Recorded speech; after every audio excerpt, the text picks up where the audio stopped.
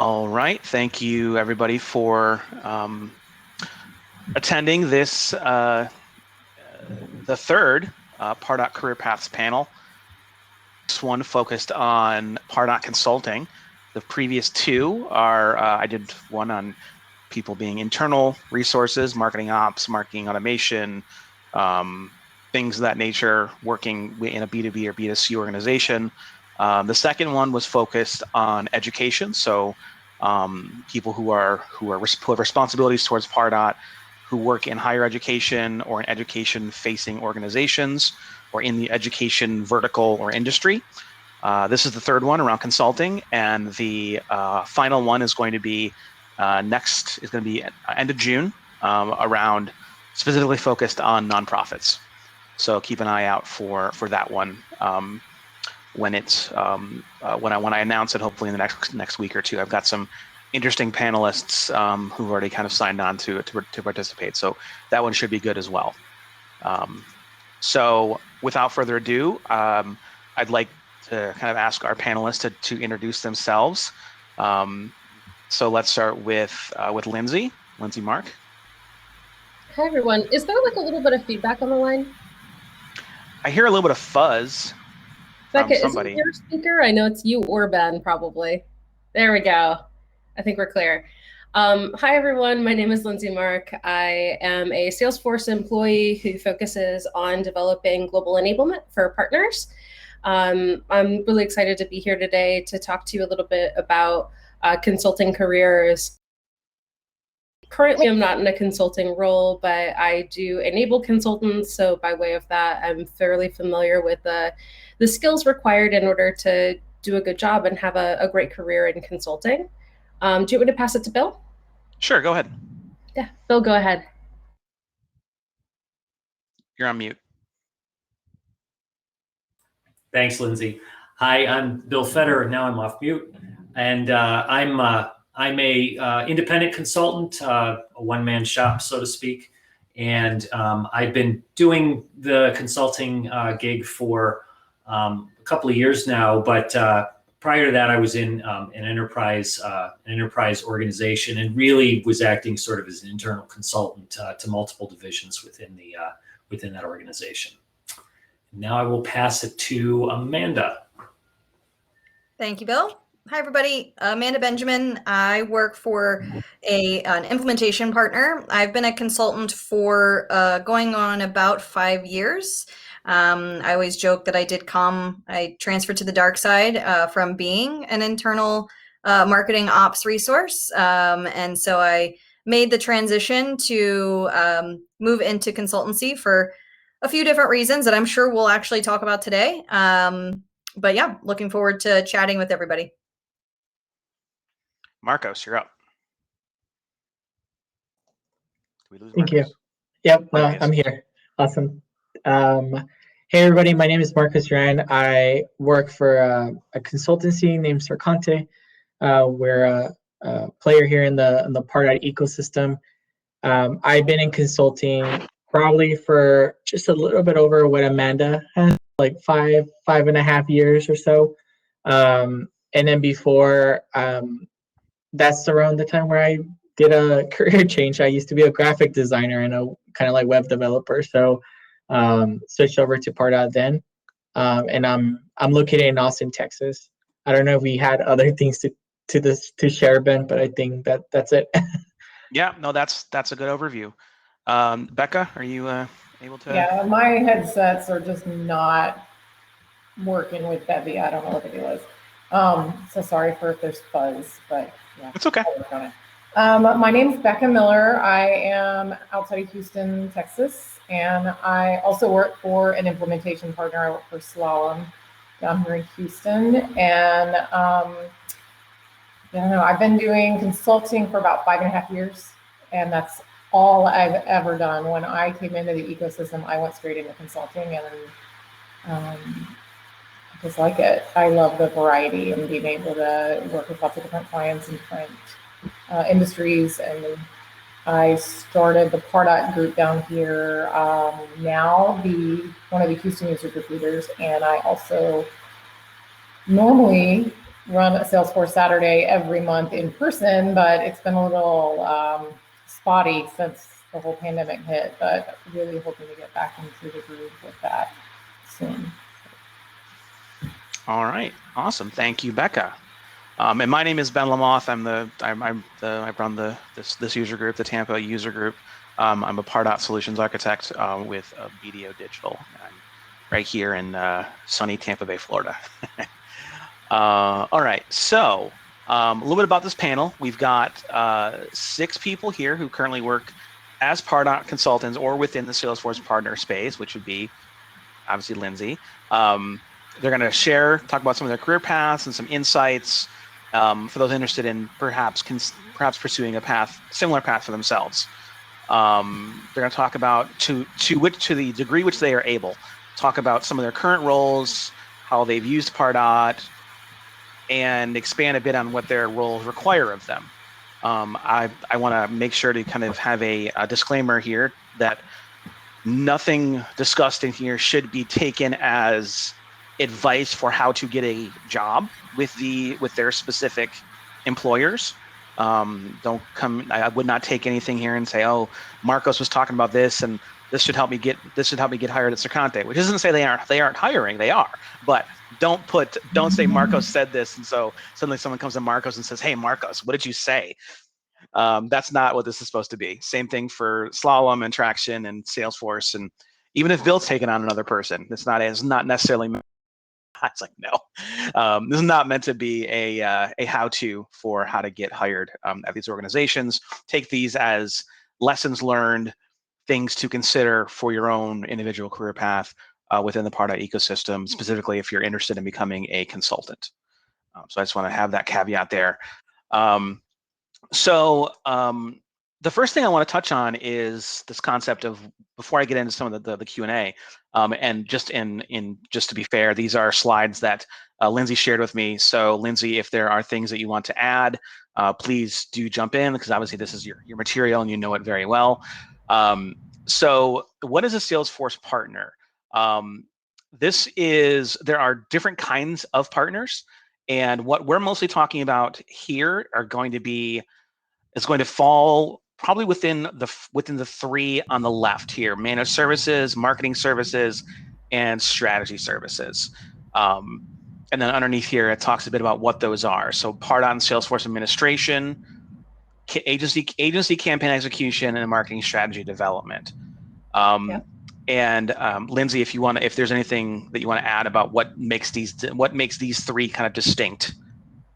Yeah, so when I think about partners in the ecosystem, specifically for Salesforce and Pardot, most partners offer system implementation services if they're a consulting partner.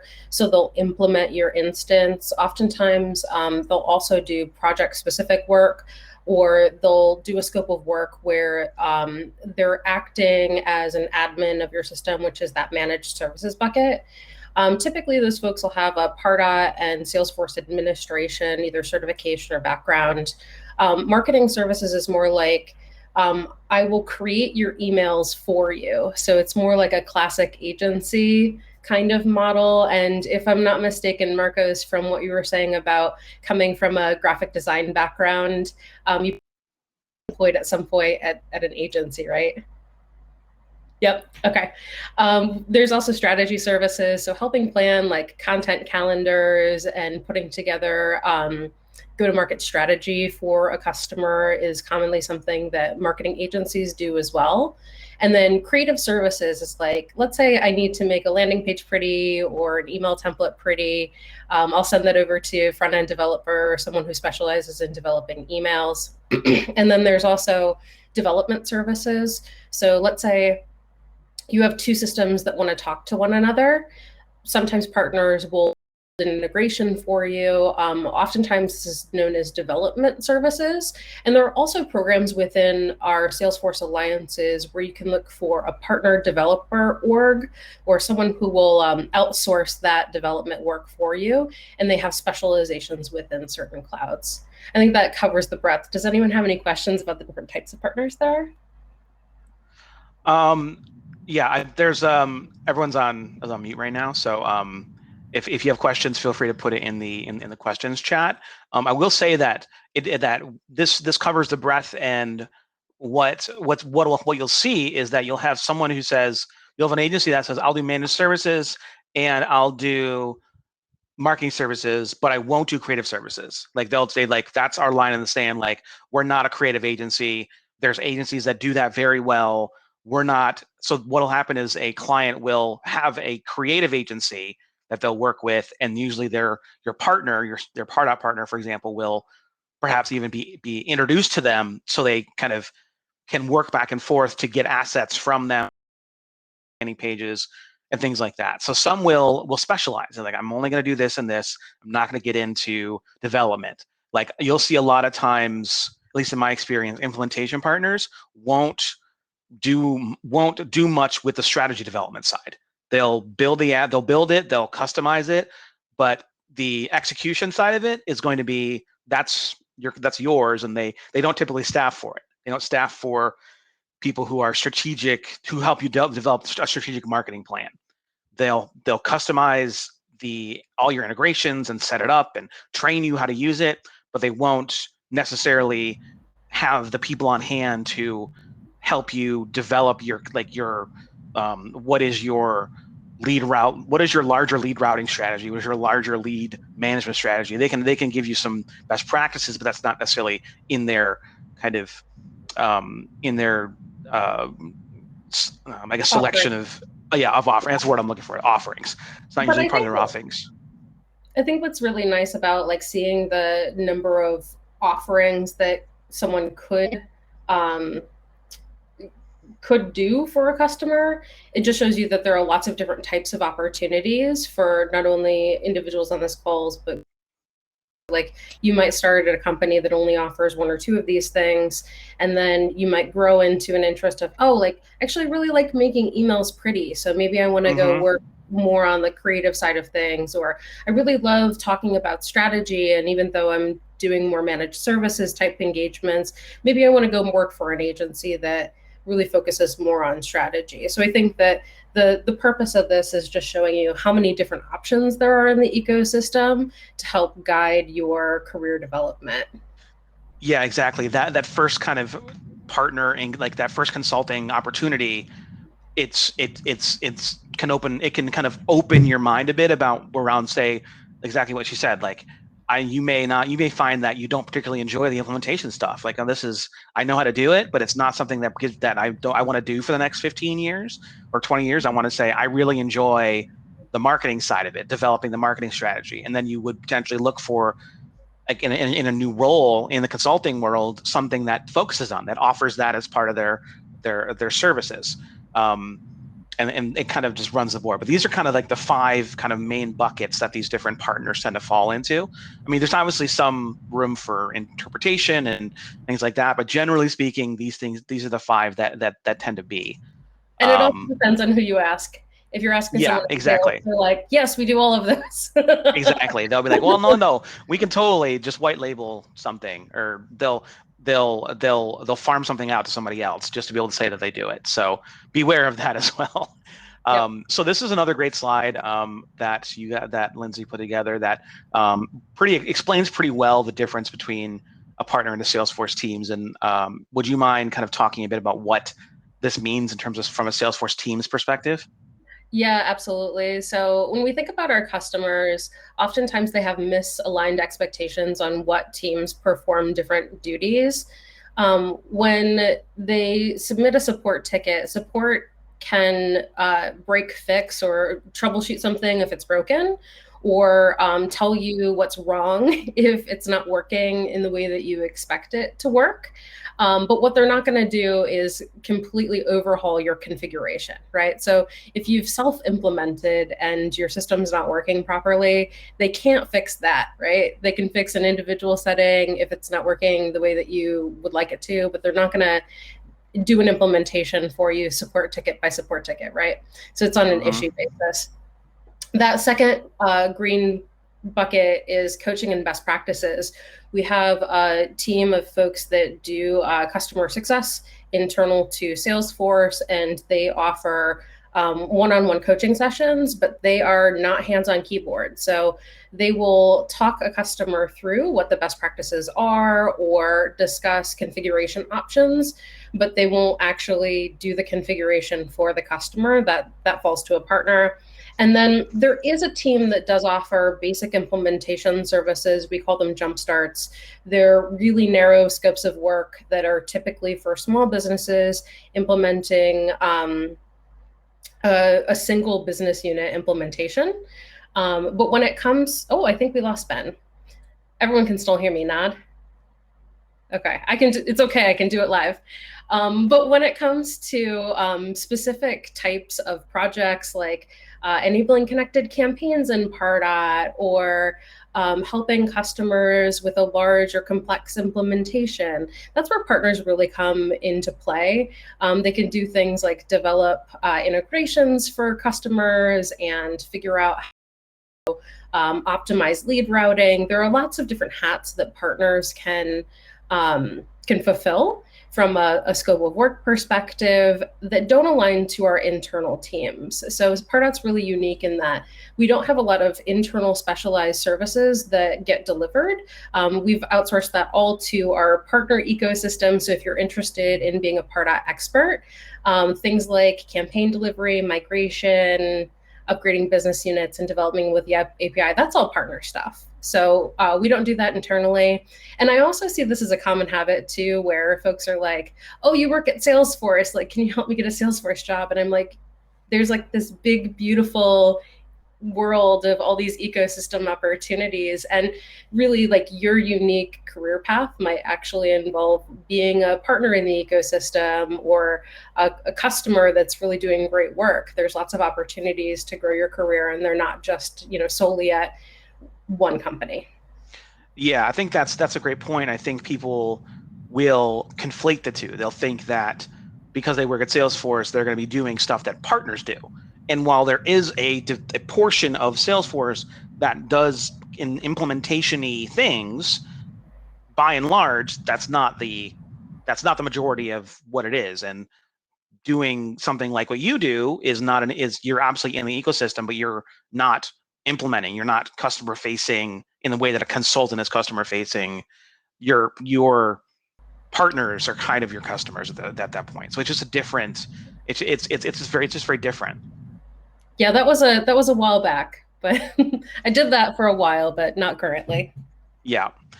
So the other thing I wanted to kind of bring to everyone's attention here is that there is, and if you're wondering about partners, there is a great tool called the App Exchange, where you're able to go in, if you go over to the consultants tab, and you can search by Salesforce expertise, industry, location, size, number of like how well rated they are, and it'll tell you where, like, who they are, what they're about. It's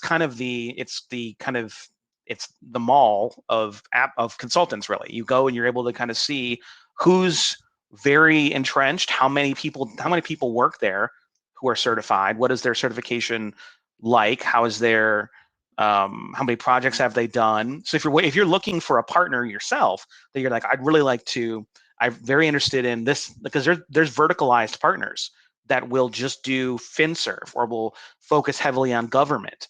They're not many, but there definitely are some that will be very focused. And if you're saying, I don't really only want to get in with like a smaller partner, you could do that. You could say, I don't want to work at an Accenture. That's too big for me. I'd like to work somewhere a little smaller, a little more boutique-ish. You can kind of search and do all that you want here, and then kind of harness the power of LinkedIn to see who works there, try to build some connections, and so on. But there's all the information kind of really that you would need about who they are and what they're about can be found in the consultants tab on the App Exchange. And so if you're considering kind of moving into a consultant type role, in addition to whatever research you're doing, I would strongly recommend kind of spending time reviewing the different App Exchange listings for these consulting partners to get a handle on truly what their focus is, and kind of just to learn more about them.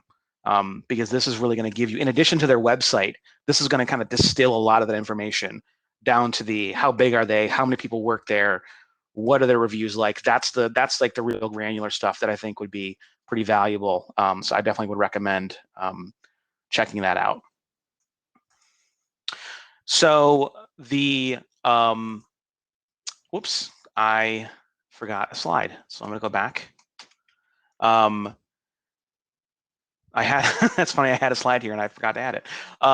So let's actually go.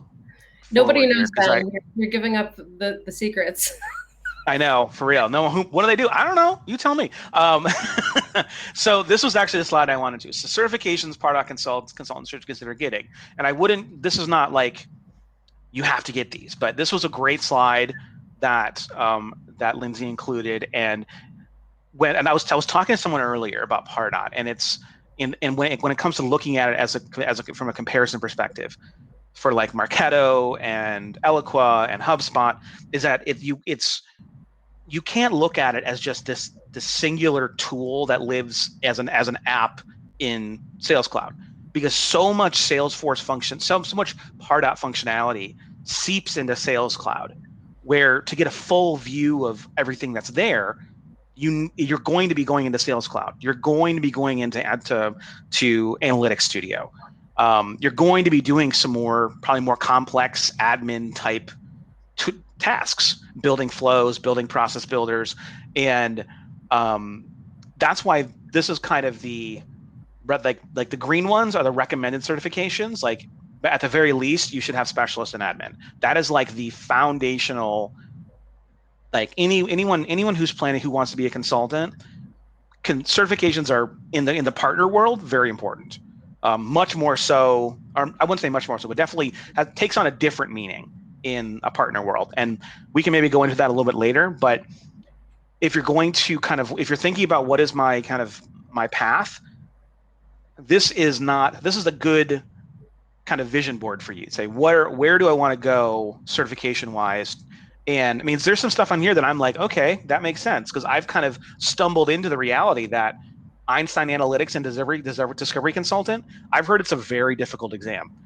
But even if you don't get the cert, but you do everything like just trying to learn it, being able to do things in Einstein as a Pardot consultant it's massive, because B2BMA is an app. And it's kind of meant to exist out of the box. But customizations to B2BMA, adding data sets, adding facets, changing things around, that is kind of potentially code heavy. And it's a different kind of code entirely. So knowing Einstein enough to be able to do customizations to B2BMA, even just that is massive, because then you don't have to rely on an Einstein resource saying, hey, I don't understand how to facet these two data sets together. I don't know how to filter on this. And being self-sufficient in that way will make you even more valuable, both for yourself, saying, oh, this is great, I know so much, but also to the organization, because now you're kind of an Einstein, if not expert, but certainly familiar with Einstein, plus you have all the Pardot skills. So this kind of covers like the breadth of like where you would want to be. Man makes a great point. App builder as well. That's something that I've thought about. It's because when you build in Salesforce, there's certain things that if you have custom requirements, custom asks, that would likely fall under the app builder. I mean, there's really like this. I mean, really, there's probably 6 certs that if you were like really like saying, I want to cover all my bases, there's probably in addition to these, there's probably 4 more. You can say, yep, that I can see that. Like nonprofit consultant, education consultant, communities. I've heard people getting into communities with. I'm starting to hear more about Heroku and Pardot. I mean, there's a lot there. So don't take this as like. I mean, take this as a hint to think about these, because this is how. Because Pardot is just the app, but there's so much that happens in Sales Cloud and Einstein that is related to Pardot, that having those skills as a consultant makes you a better consultant, makes you more comfortable in the tools, more familiar, more technically sound, and makes you more valuable as a potential recruit to a partner. because you have all these skills and all these certifications. I'd add, Ben, I'd just start with Pardot Specialist. That's a user Yes. cert. It's fairly easy to get if you're a user of Pardot.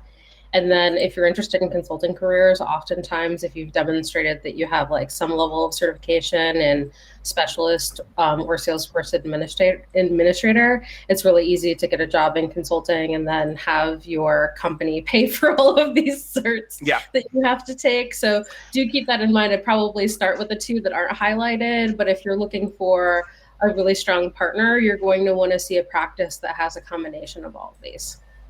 Yeah, exactly. And those are the things that if you as an individual say, okay, well, I've got all those, then you're strong. You're individually, you're a strong probably resource. already in consulting. Yeah, you're probably already in consulting because otherwise that's what, 2, 4, 6, and that's $1,000 in certs right there. So you're probably already a consultant. You have no home life. You're just studying for exactly. Tests. You're just studying for exams all day. Yeah. I would also argue that if, going back to your slide that Lindsay had on the type of partners, right? If you're looking to, like for me, I came from a graphic design background, right? When I was in school, I wanted to do like advertising and do other things, and just like that was my idea of like what a career I wanted. But I started doing like kind of like freelancing, graphic design, things like that, and then I kind of stumbled into an agency that also did like Pardot work, right? So I guess what I wanted to say, like, it's great to have all the certs, and I think like if you really want to be like on your own, or you want to work, in a shop, I'm gonna call that company a shop that like really does high quality work. You don't necessarily individually have to have all the certs, right? Because just like people can go and choose a specific partner that focuses on creative services or managed services or development services, you're controlling your own career and your own destiny in a way. So if you want to work more, on the, I'm not going to say making emails pretty, Lindsay, because that's a little offensive to graphic designers, but like, just really help customers lay out the information to the right audience and, make great visuals.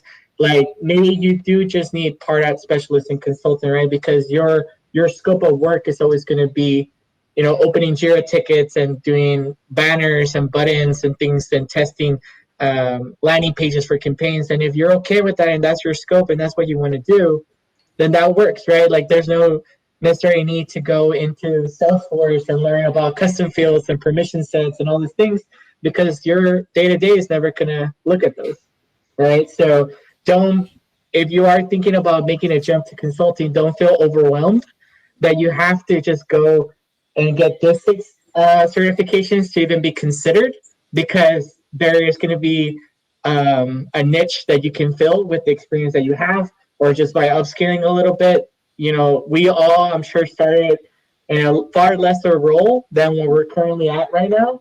And so we play to our strengths. And so just remember that as as you're considering this. And then, of course, this is a great roadmap to, a lot of people are goal driven. And so you need that to put on your wall in your office, on the back of your door, and say, I'm going to get 2 of these by the end of this year, or 3 of these. Like, this is a great visual for that. Yeah.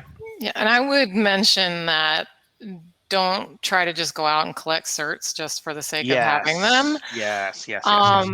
I watch people that are trying to get into the community. I know it's really hard right now because there are more people that are trying to get in. And sometimes people won't even look at your resume if it doesn't say that you have some kind of certification. But don't try to boil the ocean and go get 3 in 1 year just because. Yeah. But that being said, I do think it's really important, if you are going to be working in Pardot, to know Salesforce. You might not be certified. I would make that a goal, because just knowing what you're doing in Pardot and how that affects the objects and the records in Salesforce and the sync direction is super important. And then going into Salesforce to implement Pardot and changing record pages and page layouts or building quick actions and stuff like that is going to be necessary. And if you don't have the Salesforce background, you're stuck in Pardot land going, I need somebody to help me in Salesforce because I don't know Salesforce. So I think it's becoming more and more important as Pardot moves more and more onto the Salesforce platform.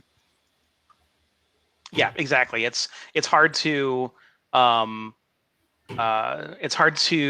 be able to fully be a Pardot consultant without having a baseline familiarity in Salesforce, just because of how with every release they get closer and closer and closer. And with the big one that came where you literally can't get into even the Salesforce, even the classic app without a Salesforce credential. That was the big one. And so now they're basically saying, like, the line has been drawn in the sand. Like, this is a Salesforce application. You should, as a consultant, you should have a fair amount of understanding of how Salesforce works. You don't necessarily have to come in as an expert, but that should, as a consultant, and we're going to get to this in a little bit, that should be part of your plan. Say, I would like to, within the next 12 to 14 months, and if not do the cert, then knock out a few super badges. Like, just go down those paths to, like, become more familiar. It makes you so much more valuable as part of a team that knows and understands what the sales process looks like when that's the case, because so much of what is in Pardot is designed to support the sales process. So if you the more you understand about how that works, the better off you'll be. In terms of making sure that what you're doing in Pardot is an asset to the essentially the team that you're generating the leads and the inquiries for. Yeah. So there was a question in here that was okay. It looks like Amanda kind of tackled it, but I'll kind of also just bring it up here. Sorry, if I you just want to went answer ahead it live. and responded. No, it's fine. Yeah. So, and this is something that comes up. Someone asked, like, Catherine asked what the value is of getting the Marketing Cloud Email Specialist cert. Is there a completely different set of partners for Marketing Cloud? How do these email platforms overlap, and do customers use both? So, I would like to hear from others here, but at the highest level, there's some value in getting it, but Marketing Cloud is very different. There's very few analogs between the two systems. It's the equivalent of having a Pardot cert and a Marketo cert. They're just basically the same in any way. And I would even argue that maybe a Marketo cert is even closer analog and like functionality wise to Pardot than the email specialist, because there's a lot of core functionality in Marketing Cloud that is just very different. And it's also if you're going to focus on the Marketing Cloud side, one of the other differences is what you're seeing on the screen for Pardot and what all the other panelists have spoken to as far as the relationship and the dependency to Salesforce for Pardot. Marketing Cloud doesn't have the same dependency. Certainly it integrates, and it's made much better and more robust working with a connected Salesforce instance, of course, but it is not dependent on Salesforce, whereas Pardot is from a strategy, from a technical implementation side of things. And so that's why if you are going down the path of a Pardot focus, doesn't mean you can't look into both and get to know both, but the Pardot kind of focus is going to be much more tailored to Pardot and Salesforce, whereas Marketing Cloud has its own suite of certifications that ultimately are much different in terms of what you would need to understand. Yeah, people tend to specialize. Like most of us here on the phone have chosen to specialize in this call. Are specialized, generally speaking, in Pardot. People will. I mean, I've taken the email specialist and the Marketing Cloud admin, so I'm familiar with the platform. I can speak to it, but I'm certainly not a consultant, and I should never lead an implementation of it.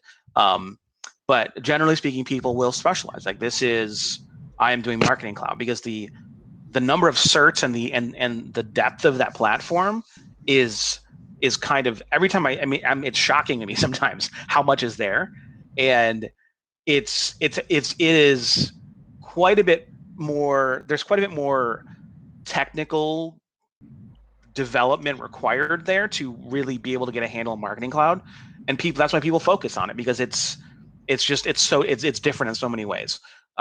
If you're wanting to be able to have a level of familiarity, be conversational in Marketing Cloud, and be able to talk to clients who are considering one or the other, there's value there to being someone who can say, hey, because I had a conversation today with a client where they were talking about Marketing Cloud versus Pardot, and I said, okay, well, here are the clear lines in the sand. Here are the delineators between Marketing Cloud and Pardot. And I know that just because I've spent time studying it and I've been in the platform, but I'm not a consultant in it. So, and I wouldn't be the person to run an implementation, but I'm familiar and I'm conversational. And that's, I think is a good thing for anyone who's a Pardot consultant who deals with a lot of customers who are looking to you or would like your opinion on one or the other based on their use cases and their requirements. I think there's definitely value there. But if you want to become kind of a dual threat, by all means, but it's going to be a long road. I'll just say that. Yeah, I'd add to that by saying Pardot, sometimes for folks that are really familiar with Salesforce, is easier to grasp because it's object-oriented. Whereas the thing that I find in training partners who also do Marketing Cloud is that they have like this build your own database mental model that doesn't align to the processes that sales teams have for executing considered purchase workflows. So typically that's why Pardot's considered B2B, is that it's focused really aligned closely between marketing and sales, whereas oftentimes, for better or worse, Marketing Cloud messaging and journeys ends up being a little bit more consumer focused, relies a lot more heavily on external databases and creating data connections and data keys for segmentation and personalization. I think that those are like the two key differences from what I've observed. Yeah, the data models and both. Yeah, the data models in Marketing Cloud are quite a bit can be quite a bit more complex, just because you can pull data from so many places and build them in potentially very complex ways. Whereas Pardot's data models are pretty much, it's in Salesforce or it's in Pardot. And it comes into Salesforce from somewhere, but it still codes Salesforce to Pardot unless you're pulling it through an API. But that's a whole other thing. There's just levels of complexity that are quite a bit higher with Marketing Cloud. And Pardot can't be sold without Salesforce. So it's completely inherently true. on Sales Cloud. That's a great point too. Anymore. Yeah, anymore. Without Salesforce anymore. Oh, yes. Yeah. All right. So argue, but that's for another day. All right. So with that, we've kind of done some intro. We kind of walked through some of what it is to be a partner, and I want to kind of remind everybody that there is a little Q&A tab up in the top right corner. Feel free to put questions in there. I do have some questions kind of prepared for people, and as we get more questions, I'll kind of pivot over to the Q&A section as well. So what I want to kind of start off with is a question actually for Bill. So you mentioned previously that you were previously you acted as kind of an in-house kind of consultant of sorts with a large organization. You were the global director of marketing automation, and then you left that when you chose to be a consultant, you, instead of going the route of joining a partner, you went on your own and you founded Unfettered. I was curious to know what the thought process was for deciding to go solo, and any kind of lessons that you've learned up to this point, and that you'd be willing to share for anyone considering doing the same. Well, everybody's journey is a little different, and I think a lot of people have different reasons for deciding, they want to work on their own. I was keen to try it from the perspective of it was something I considered for a long time, but never actually did it. The other reason it's appealing to me is simple. It's no politics. I don't have to deal with any company politics. It's just me. And I can choose who I take on as clients, and I can hire and fire clients, sort of as I wish. And I don't have to take on people that I don't have to take on people or stick with people that I don't. That either, well, let's just put it this way, picking the right people to work with, right? So, so from that perspective, it's nice in the sense that I'm responsible for me, and I focus my time on helping my clients with what they need me for. Now, as far as what's challenging about it in terms of choosing this path as a consultant is I'm everything, right? I'm the salesperson. I'm deployment. I'm accounting. I'm customer support. I'm scheduler. I'm everything. So if you're not organized, don't do this by yourself. And by saying that, it's not just organized in your work. You have to kind of be organized in your life too, because it's a very I'm relying on what I can bill in a month. So that makes for uneven, an uneven revenue stream. So if you're not good personally at doing things like keeping a budget for your household, if you are uncomfortable with the idea of having months where you're not, where you haven't gotten a whole lot of cash collected, then the idea of doing this on your own is maybe not for you. But at the same time, it's really rewarding because I can sort of pick and choose who I want to work with, and I've got a lot of great clients, and in a lot of ways, it surprised me. The sort of businesses that I've been working with. I come from a manufacturing background, and I thought, well, gosh, there must be a lot of manufacturers out there that need help with this kind of thing. I have exactly 0 manufacturers as clients.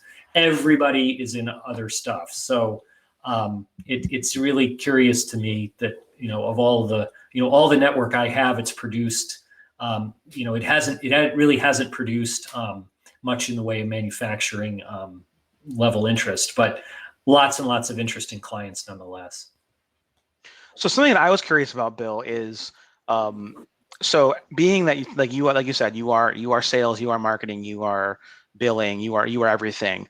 So when it comes to like acquiring new customers and people like when you said that you're able to choose who you work with, I'm curious. I mean, to the degree that you're comfortable, what is your process of acquiring new customers? Like, because if you're with a partner, you have directors or salespeople who are out there working their relationships, trying to develop a relationship with account executives. How is it different or similar for you? Well, there's lots of ways you can go about getting clients when you're a solo act like I am. Obviously, one of the biggest ways these days is Upwork. And I don't get anything for saying that, but it is there are a lot of people asking for help on that platform. There are others out there. I found Upwork is the most, kind of has the best quality of clients on there. So I get people reaching out to me on Upwork because of kind of my profile, my profile and my background and the amount of time I've had in the industry and the certifications. But I've also gotten quite a few clients by simply referrals, word of mouth. One client knows another client, and they say, he can probably give you some help. So I've had, when the one lever I have obviously is deciding how many clients I want to take on at once and how much I want to charge. So that kind of just puts me in a position to say, well, I'm willing to take on so much at some point at this point, and you basically figure out how many people you want by how much you charge. That makes sense. Okay, awesome. All right. Well, I have a question for Marcos. So I mentioned earlier, as a consultant, and we talked a bit about the certs and kind of developing that developing that plan. So I was kind of curious, with you as a consultant, you've been doing it for several years now. How do you go about kind of developing your own kind of learning or certification roadmap to keep yourself sharp, both for the skills that you currently have and kind of thinking wider for tools that you hear about in the ecosystem that you haven't had a chance to interact with, but you hear about and you think there's a decent chance that I'm gonna get asked about this sometime in the next 6 to 8 months. How do you think about that? Do you think about the tools that you've heard about that become very popular that you start hearing about, but you haven't run into them with clients? How does that go into kind of develop? How does that inform your kind of development, the personal development, kind of personal training plan? So I think when I first was trying to move into consulting, one of the things that I did was like I tried to I LinkedIn is my platform of choice, and that was where I first started looking at people. So Laura Black, who is the co-leader here in Pardot in Austin for the Pardot user group, she was one of the first people that I started following. Other popular names like Jenna Mobley, like people that are just givers of the community. So I started looking at their profiles and seeing what certs they had, right? Because there were people, pretty much the women, women in tech that I'm not a woman, but I aspire to be there, in terms of their careers. So that's where I got my initial kind of inspiration, and then also HubSpot. Although they're a competitor, their initial just marketing certifications are really well laid out. So that's how I started. Now as a consultant, right now I'm at Cert. One of the key things that lured me over here was that they focus on people learning, compared to a previous company that I was in. Not that they didn't care for that, but it's almost like that Cert actually pushes you to do it, right? And they give you the resources and open up their network to provide me those opportunities, which I didn't get a whole lot of, in past employers.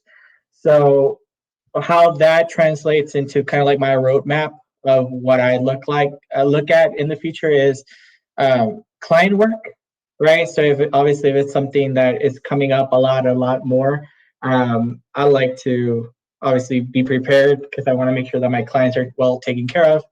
The other thing is, if I like it, believe it or not, there's a lot of things that I'm sure would make me a far better consultant, but that I'm just not interested in learning, right? Just because the problem is there. I don't want to have to solve API, questions, right? That's just not in my interest or my wheelhouse currently, right? Even though, learning from people like Cruiser and other people on the team is great, but that's not something that I see myself long term. So I think a lot of it is just opportunities that kind of come about from the project work, and then also to maintain our certs, we kind of have to, stay involved in the community. So, being a co-leader here in Austin for the user group also helps me stay sharp, and we get questions from people that that join us for our sessions. And then lastly, I just follow other creators again on LinkedIn. And so right now, one of my personal goals for next quarter is to actually look a little bit into Marketo, because they've had quite a bit of upgrades to their features. So I just want to make sure we stay competitive in that way. But also, I've been doing a lot of migrations. So obviously, I want to make sure that when we're suggesting migrations and things like that, that I'm able to speak that language, because that's also important to win trust from clients.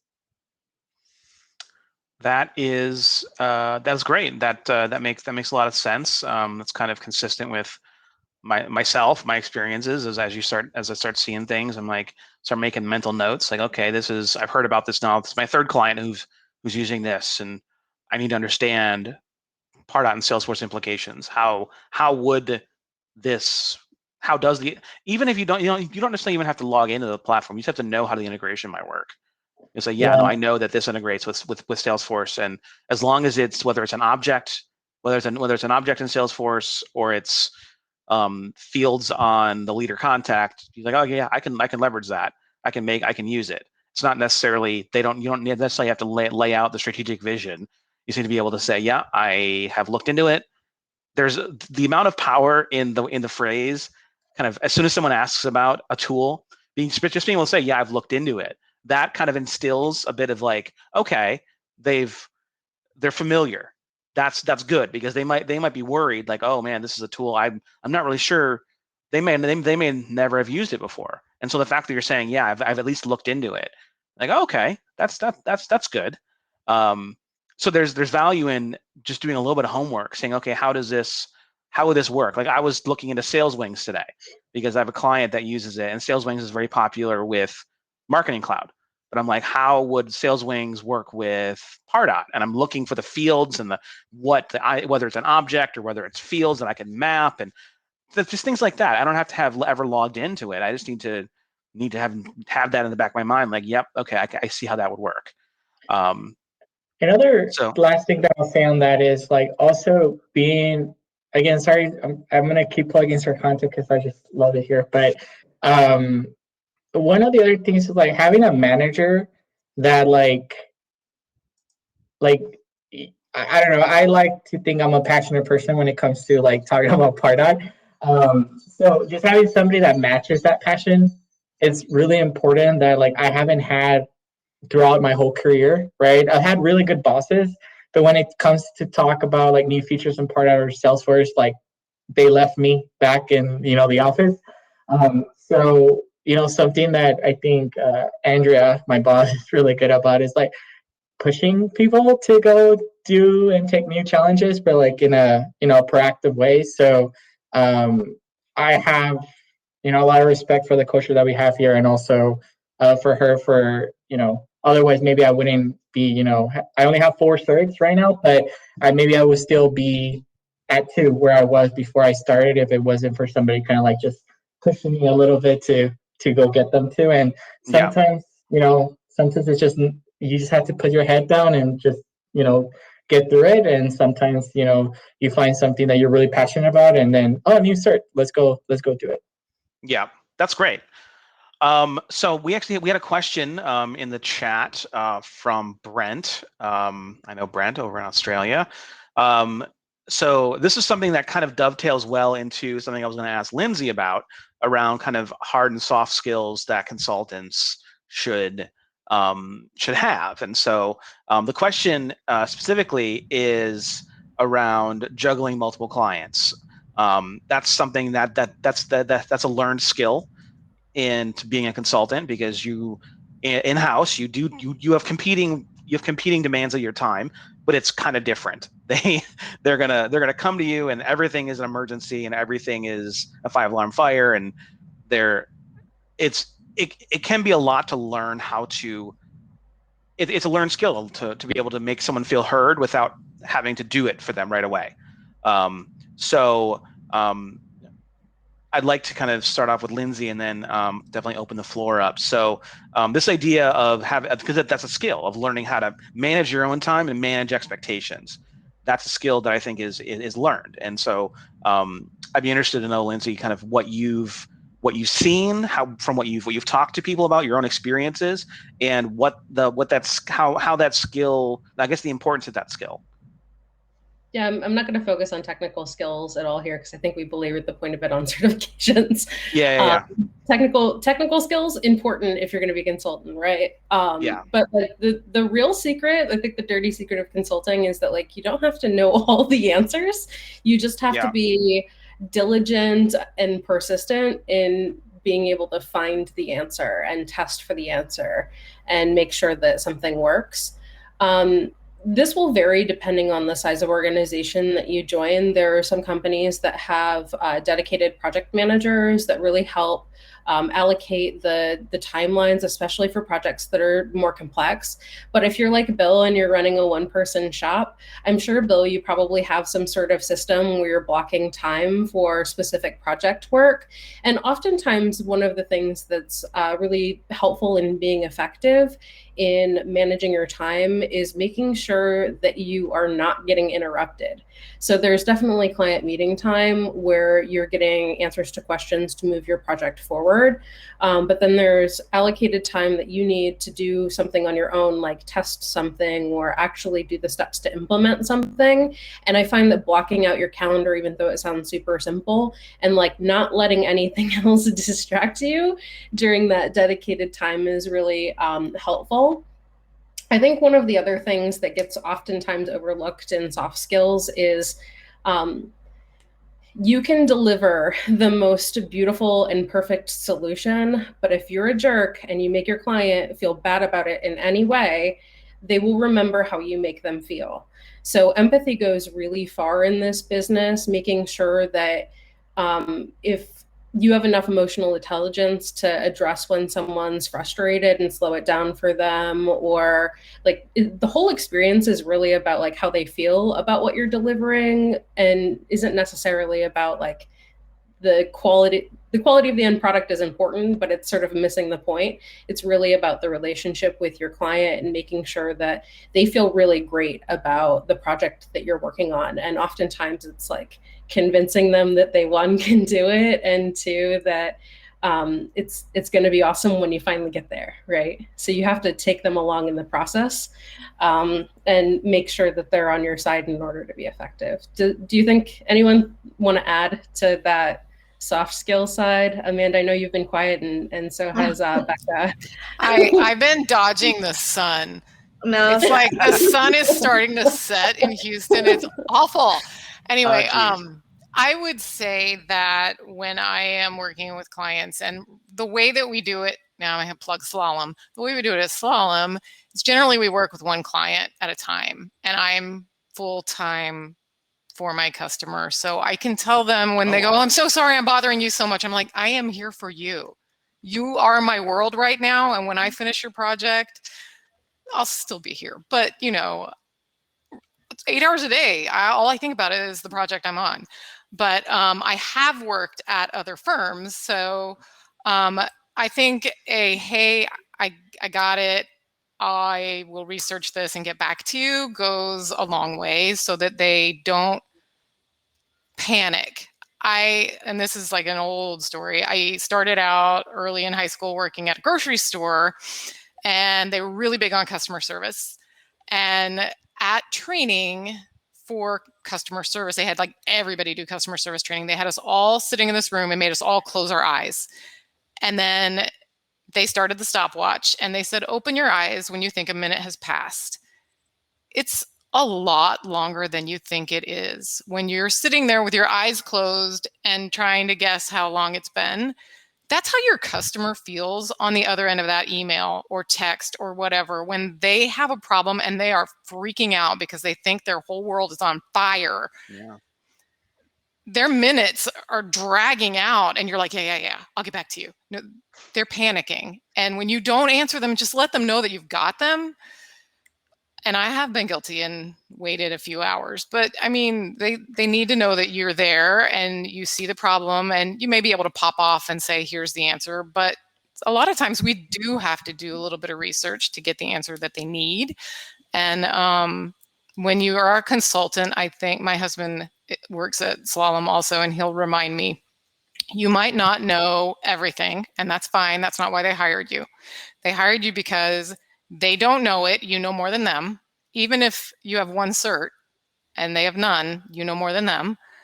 And they might not have time to deal with this. They might know more than you and they just don't have time. So that's why you're there. They hired you to do X, and yeah, so that's what I got on that. Just hear them. I'd be interested, both Amanda and Bill, because I'm sure that you guys, I mean, Bill, being in your role as there is no one, there is no other throat to choke. It's literally just you.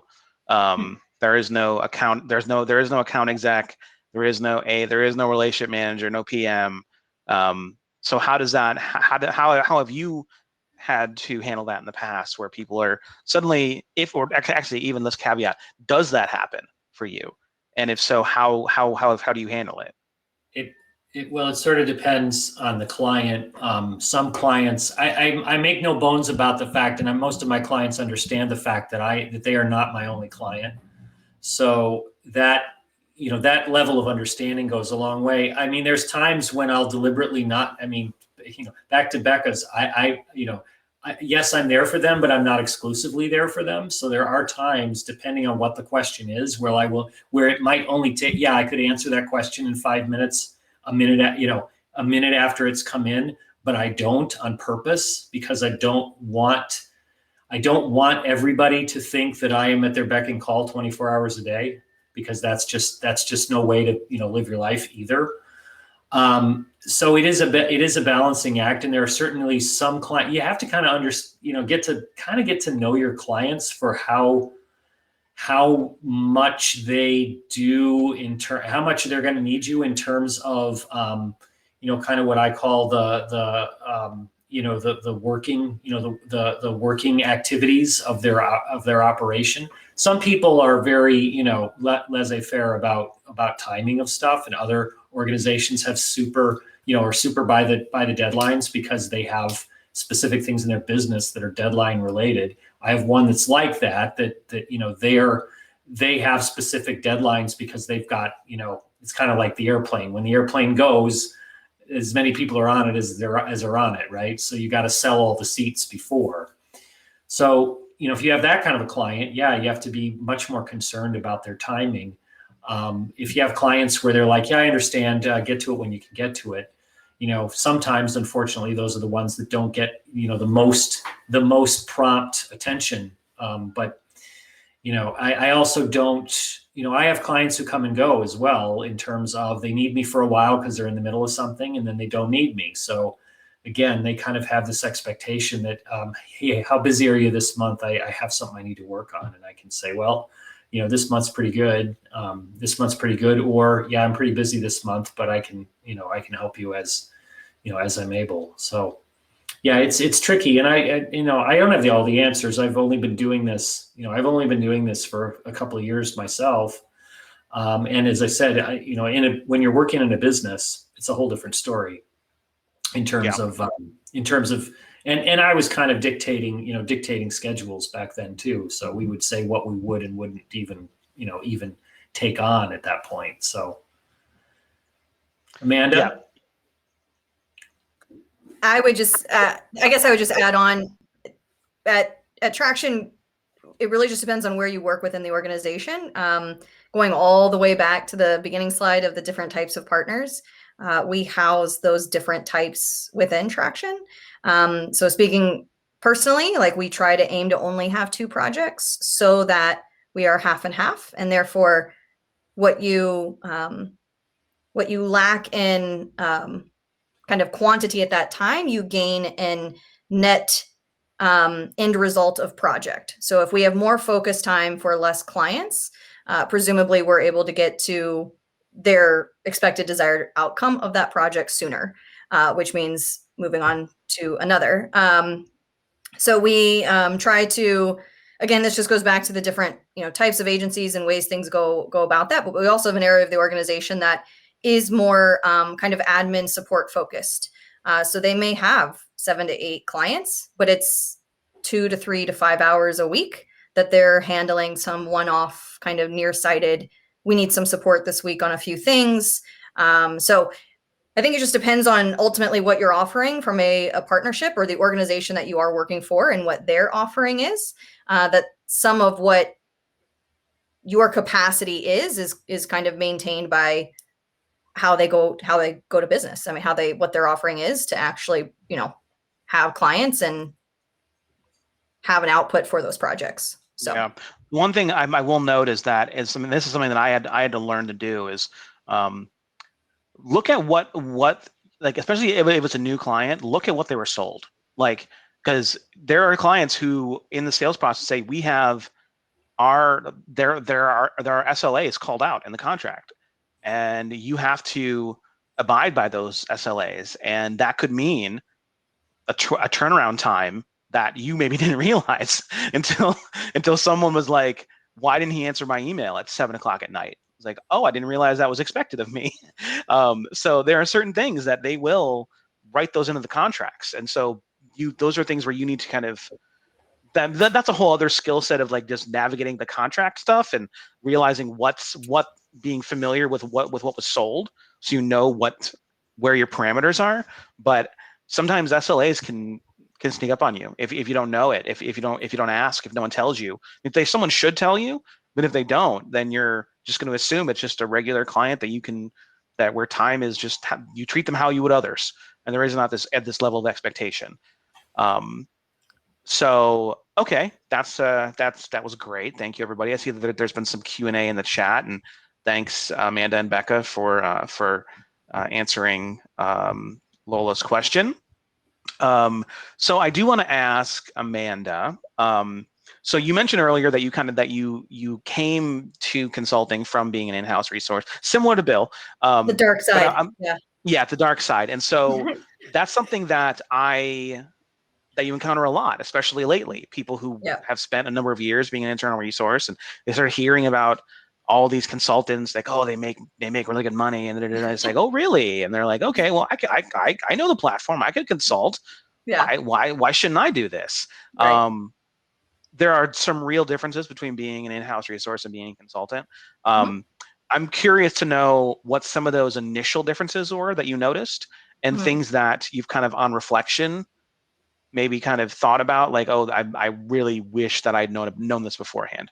Sure. Before I had gotten into consulting. You've kind of made it work now, but there were things that were just like particularly jarring. And there are things for me that were particularly jarring. I can talk about those later, but I'm curious specifically for you. Those jarring experiences, oh they my stick God, with yeah. you. I think so. What ultimately inspired me to start looking into consultancy was I was working, I went through an implementation of Pardot at my old company. I adminned it for a little bit, and then I got the exposure to Pardot events. I think we actually responded to kind of how do you get into the network? How do you maybe start to see what that could look like? I started attending more Pardot events. I actually moved to Atlanta, so there were a lot more Pardot-esque events happening than where I was from. And then I got the opportunity to co-lead the Atlanta Pardot user group. And I found that through speaking sessions and things like that, I just felt inspired by the fact that I could syndicate what I knew. It wasn't everything yet. I wasn't using Pardot that long, but it was still more than some others that I felt a sense of satisfaction in being able to aid them in understanding a platform or things to think through or discussion topics, strategy topics. And this coincided with my previous company being purchased. So there was a little bit of a out of control element of this. And they were a Microsoft shop. And if you spend a lot of time investing in your skill set on a Salesforce ecosystem, that's terrifying, frankly. So it was just the right time to make the switch to consultancy. And a lot of factors personally and professionally were just kind of coming together at the right time. And I think part of that was, my old company, if you're working in-house, you are kind of at the mercy of what your stack is. So there's only so much you can do, right? Like even if the company wants to do certain things, if your Pardot edition doesn't allow for it, or if you don't have other integrations that are accessible to do certain things and have fun and make it the best solution ever, you are limited in that regard. And so what you're continuing to manage or nurture or enhance, there is a ceiling potentially. And so there is intrigue in being able to go to a consultancy side of things where different clients, use cases, solutions, potentially, larger wallets from the client where they have a larger stack and you can incorporate a lot of fun bells and whistles into what you're working with and solutioning for. And that was one of the biggest drivers for why I wanted to do it. And I think that there's value. You know, some people like the long-term propensity of I created this. I am seeing it through to now and how it's evolved. And I happen to like, I think even Becca mentioned it earlier, I happen to like the variety, client to client, project to project. There's a new solution to solve for a different issue, a different integration, a different way to use the same platform in a creative fashion. And I think that's what ultimately is fun for me. To answer your question on what was jarring, I think the hardest thing that I had to come to terms with as a consultant was, while I wanted to go to a partner where I would have maybe all these other scenarios I could work with, you are still abiding to a statement of work. And so while I may think that there is this glorious solution, if that is not within the scope for which the client has agreed to, or they don't want to go down that path, then you are a bit, you know, back to that kind of ceiling. It's not to say that you're limited so much as it is to say that this engagement right now with that client has to call for this, whether it's a timing thing, a cost thing, whatever it might be. So trying to kind of battle the conflicting element of, I really want to do this for them, knowing what they require, but for now, this is the MVP output that we'll start with, we'll crawl with, and then we'll move forward with, kind of thing. Yeah. So I think that was the most jarring or kind of hardest thing for me, was to hold myself back. Yeah. When I really wanted to do something I thought was a better solution. Yeah, and honestly, that's a reason why a lot of people leave consulting. I've known several people. I mean, I'm sure you guys know some of them. I'm not going to name drop them, but I'm sure you've heard that they've left because they wanted to be part of what the next step was. They wanted to, because I mean, consultants will often come in and build whatever their scope to build, and then that's it. I mean, they'll if there's more statements of work, they'll do more work. But if you build this beautiful thing, once you're done, then you're out. You kind of parachute out of that project. And there's people. I mean, Laura just checked in. I'll name check Laura because she's identifying herself. So Laura Black is in the chat, and she was a consultant, and then she decided to go in and be in-house. And people will do that because they're like, man, I want to be able to build something, to be able to do more than what's written in the SOW.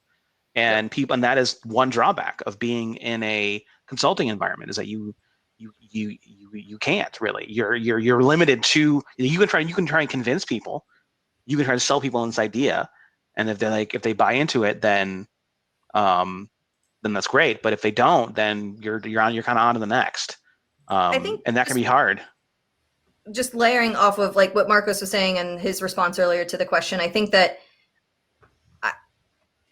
there is an element of, like, if you are keeping up with new release and new functionality and things like that, then there is a world where certain partners, like, just depends on what you offer, right? So if you have projects that are full on implementations that are, co-Salesforce implementations, and they're 6-month-long projects, then you may not hit a ceiling, right? Like, you may have project to project a lot of variation and fun things to do, whereas there is, I think, an element in some cases where there may be a bit of a monotony, right? Like, if you have a few projects over the course of a span of time that are not allow you to get creative, not allow you to heavily solution and problem solve or use the platforms creatively, where you're just kind of, okay, it's on, right? Like, everyone thinks that Pardot just kind of flips on. Not everyone, but that's not always the case depending on what you're looking for from Pardot, right? So if that is all that you may be doing, or at least for a given period of time, it can become monotonous or just not rewarding in the fact that you're, just doing, not actually providing something that is going to be that much value and impact to the organization. So yeah, something else that I found very jarring, just because it's not, if you're working internal and it can be for a long time, it can be very jarring to go back to an hours-based kind of, like, you're not an hourly employee, but you have to keep track of your hours. I don't know if everybody here on the phone has to do that, but a lot of consulting partners do. I have to at BDO, and we've got timesheets, and timesheets can be like, you don't think of your time in 15-minute blocks. You just see 8 hours or 10 hours, however much you work, and you're like, all right, I did it. You do Then now. If you've been, Yeah. you do at a certain point. Eventually, you start thinking of your time. You do. That's a byproduct of that. Yeah, exactly, Marcos. I miss not recording my hours. That's a thing. Every week you have to think about like, well, okay, like that becomes a learned skill of like, because then everyone has a process. Like how do you record how much time you spent with client A and then client B and then what you did with them. That is a massive turnoff for some people. It's obvious to me now that would be a part of it, but I didn't think about it at the time when I was doing the consulting thing. I was like, there's no way that really you have to every week, really, and then having to do it. It's just like at first I really, really, really hated it, and now I've kind of just gotten used to it. It just kind of is. I have a system, and it works well, and but that was very jarring. It's one of those things where you're just like, are you really? Okay.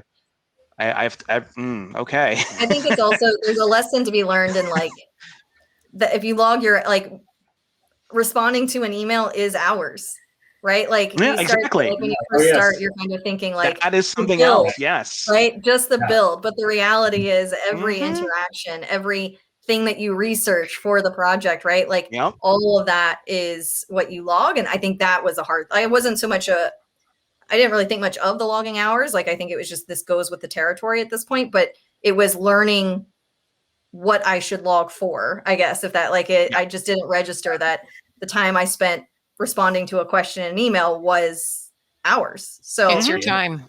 It's your time. Yeah. I mean, 15-minute increments add up. I mean, sorry, go ahead, Bill. 10-minute increments. Yeah, 10-minute increments. So you have 10 minutes. I had to. I mean, If I was an attorney, it'd be 6.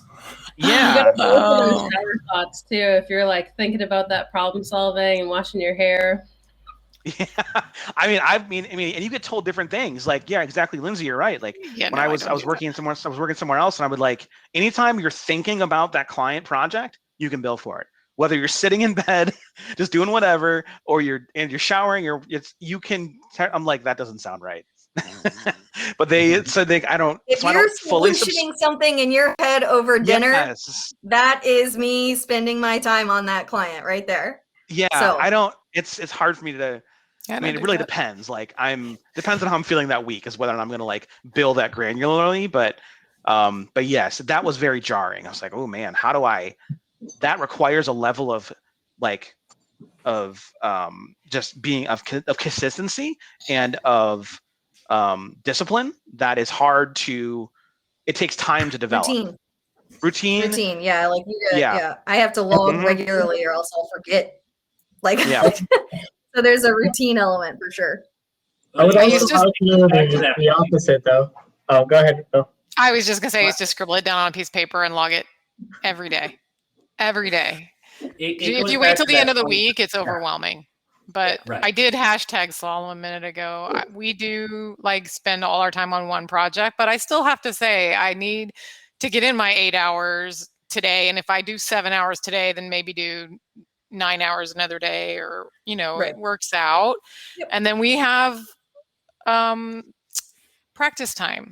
Like when I meet with my manager or meet with a new hire buddy or something, that's not client time. So yeah, I guess that's probably jarring too. It's not all invoiceable. Or billable. Yeah, sorry. Yeah, Bill, go ahead. Well, I mean, that's another reason why if you can try and consolidate the time you're spending for the clients to more than just 5-10 minute increments, because it's much harder to keep track of. So try and work on things and focus. And there's days when I don't do any work on a particular client, even though I've got work to do for them, because I'm just like, I can only do so many focus shifts in one day. To make sure that I'm doing, I'm keeping the right things in mind for each client. Yeah. So, it's all very, again, if you're not an organized person, it's really challenging. Yeah, exactly. Laura Laura Black put something in the in the chat about how different consulting companies handle sales and renewals. different companies have different ways of different structures. Like I worked somewhere where like they didn't technically have a sales team. They're a very large partner, but they didn't. But that was like their thing. It's like, oh, we don't have salespeople. Even though they kind of did, they didn't. And so me as a consultant was, yeah, exactly. Bunny ears. I was never really, I was very infrequently involved in the sales process. If even like the sales conversations started happening, I was told to push them somewhere else. Like, okay, go talk to so and so. But in my current role, I'm having sales conversations on a fairly regular basis. I'm being brought in to do pre-sales to try and kind of sell someone on our solution, on our ability to do what they need, and that's an uncomfortable place for some people who are not familiar. They don't like.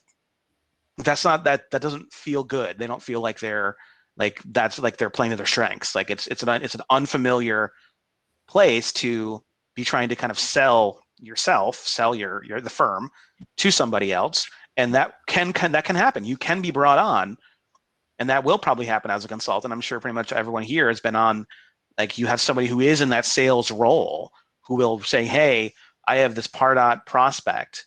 I'd like to have a Pardot expert on the phone to kind of be that expert on the phone to talk them through this. And you're put in that position. It's like to kind of be honest, but also kind of have your thumb on the scale a bit and say, listen, this is we're the way to go, and kind of project as much confidence and as much skill as possible. And that can be an uncomfortable place for some people, which can sometimes be the reason that people leave. So like it just happens more than I'm comfortable with it, and I just don't want to do this anymore. And sorry, who's gonna say something? Becca? Me, probably. I look at that. I'm not super comfortable in sales, but I love Pardot. I'm really passionate about Pardot. And would I want someone who doesn't know Pardot selling it to a future client and telling them something that it can do or it can't do, or directing them somewhere else? I'd rather be on the call. I'd rather them say, hey, you know the tool, can it do this? Or if we're looking at Marketing Cloud and we're looking at Pardot, I might not know the ins and outs of Marketing Cloud. I can't code in AmpScript, but I know when a client is out of my league. If they need something Pardot absolutely can't do, I'm not going to lie and tell them that we can do it. I would tell them you probably should look at Marketing Cloud because you do this, this, and this. I can do that. So yeah. Laura brings up an interesting point that there's that as something as part of the interview process, asking how sales come to be. What are the expectations of you?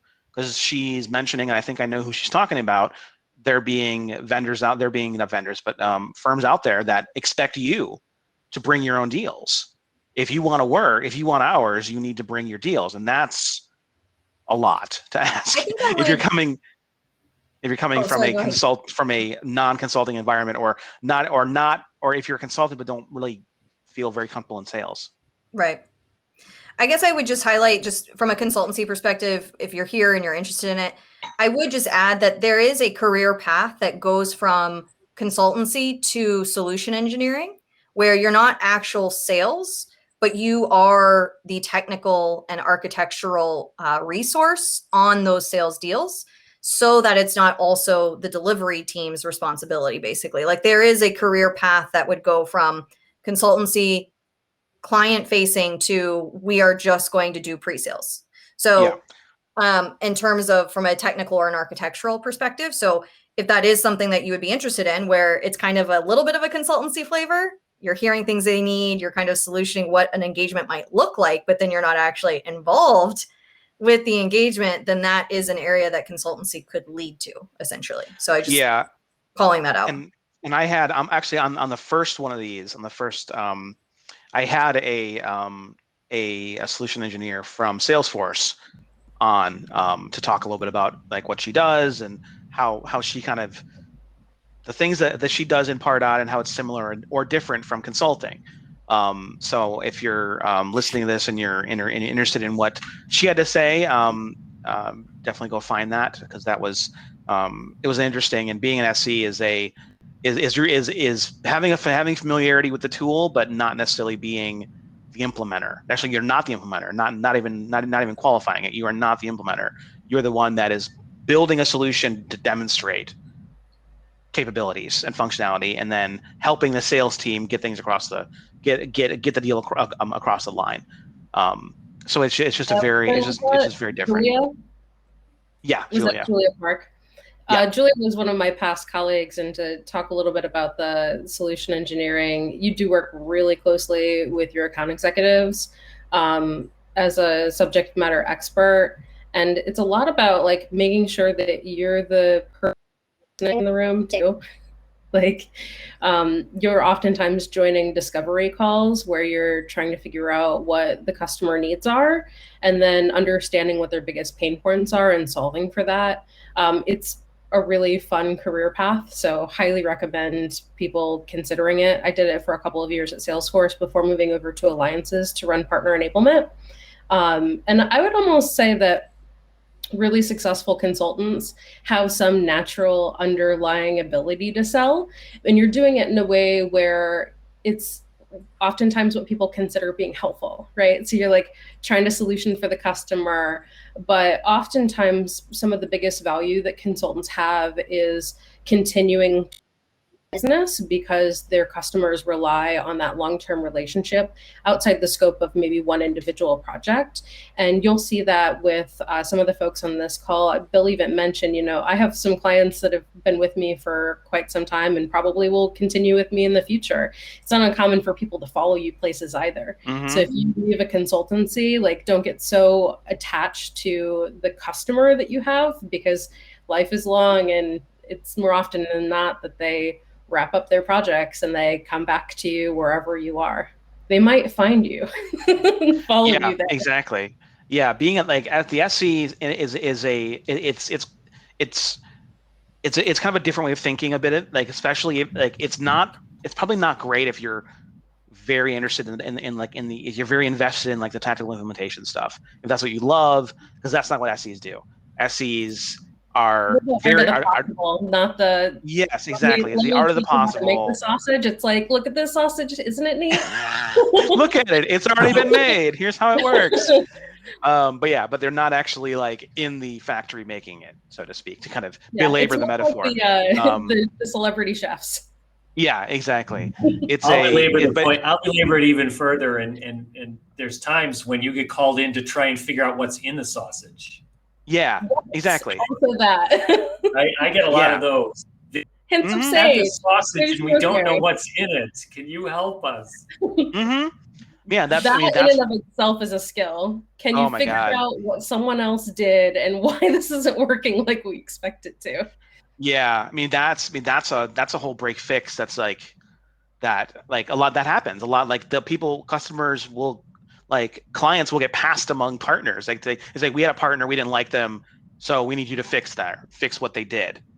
But exactly, but you learn a lot. You learn a tremendous amount from things being wired strangely. Like, why is this set up this way? And then you kind of reverse engineer it. You're like, oh, I see. Well, that's dumb. And then you kind of figure it out.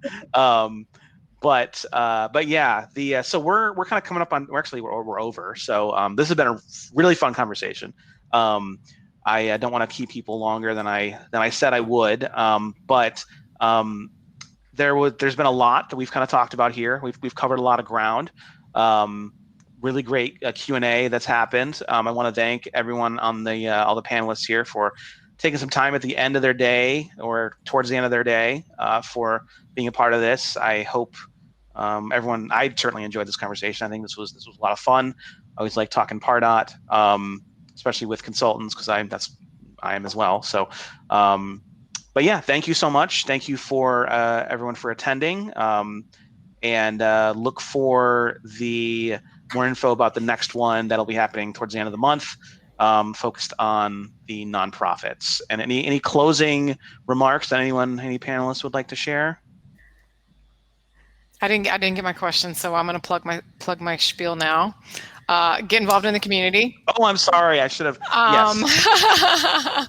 If you're trying to break in and you're wondering what to do, I definitely tell everybody you're already here, you're doing it. But especially when we get back into in-person events, it's really helpful to network and show up, even if you're uncomfortable. A lot of us are introverts, myself included.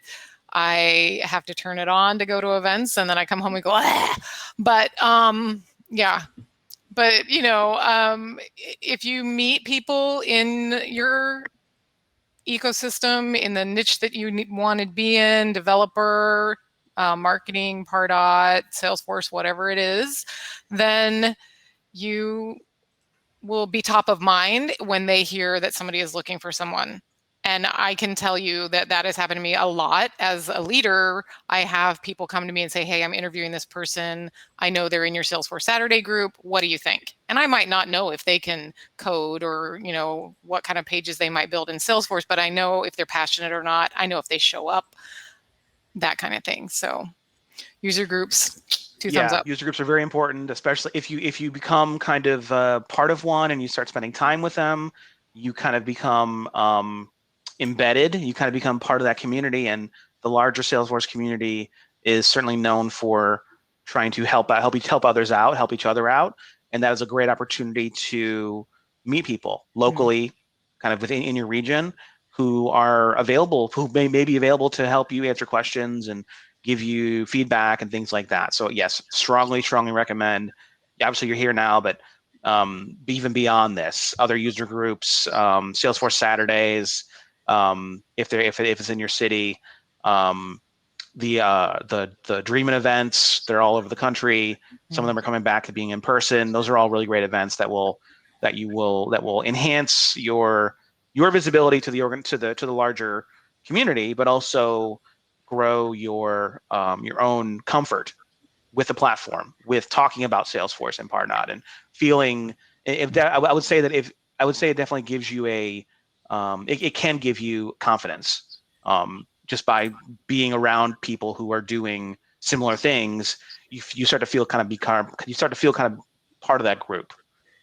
So absolutely.